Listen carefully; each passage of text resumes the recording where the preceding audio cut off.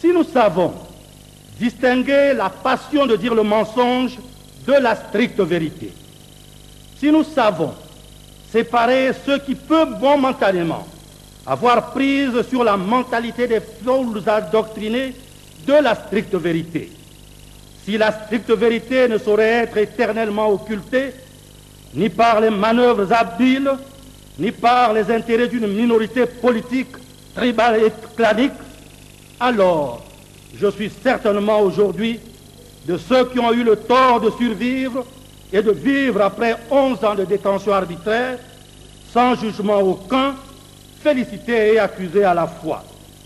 Mais cette situation argumentée par le mensonge politique peut cependant constituer une chance pour l'histoire récente de notre pays. J'ai effectivement dirigé les affaires de ce pays du 6 avril 1977 au 5 février 1979.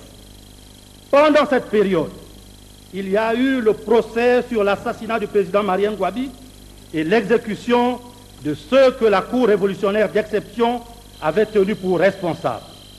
Pour ces faits, maintenant que ceux-là même qui ont mis en place la commission d'enquête dès le 18 mars et procédé aux arrestations jouent les innocents, alors que je me trouvais à Ouando, maintenant que les géniteurs du comité militaire du parti fuient les responsabilités de leur propre fils, je dis que cette conférence a le droit, mieux le devoir, de demander la révision du procès ainsi que les éclaircissements nécessaires quant à la disparition de Barthélémy Kikadidi, froidement abattu un an après dans un quartier de Brazzaville.